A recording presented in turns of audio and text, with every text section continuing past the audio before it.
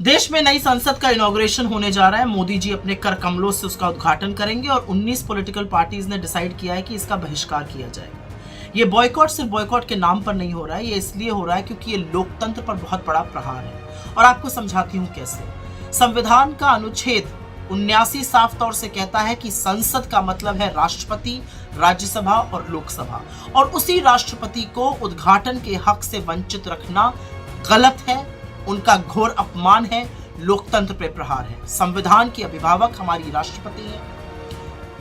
लोकसभा और राज्यसभा को बुलाने का और प्रोरोग करने का अधिकार सिर्फ राष्ट्रपति के पास है। ऐसे ही नहीं उनको प्रथम नागरिक बोला जाता है। और शायद ये गर्व की बात है कि एक अनुसूचित जनजाति की महिला पहली बार इस देश की राष्ट्रपति बनी है। मैं पाखंड बताना चाहती हूं नरेंद्र मोदी का।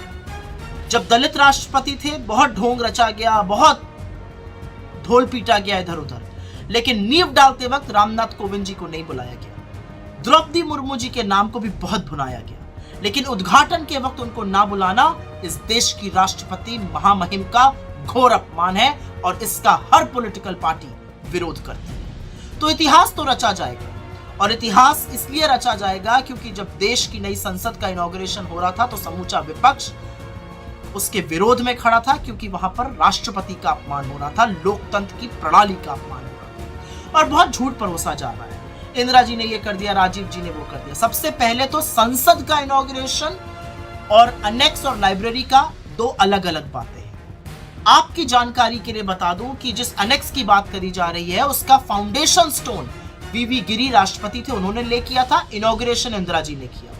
लाइब्रेरी का फाउंडेशन स्टोन राजीव जी ने ले किया था।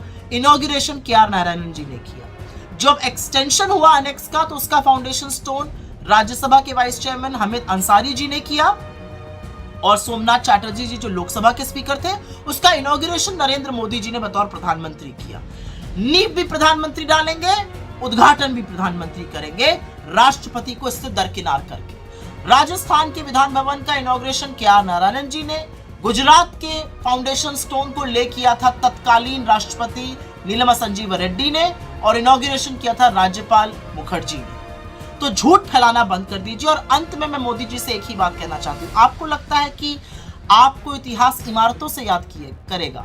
इतिहास इरादों को याद करता है। इरादे पता है कैसे?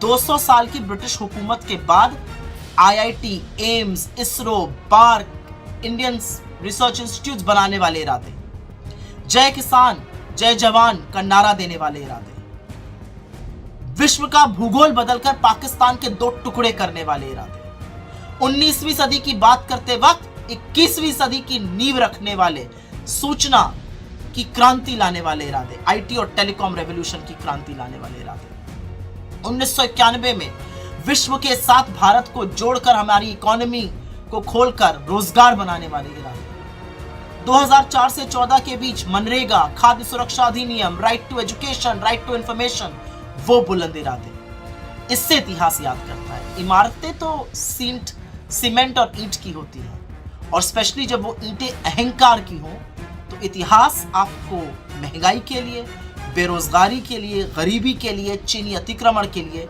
और सबसे ज्यादा अपनी मित्रता अडानी से निभाने के लिए याद करिएगा।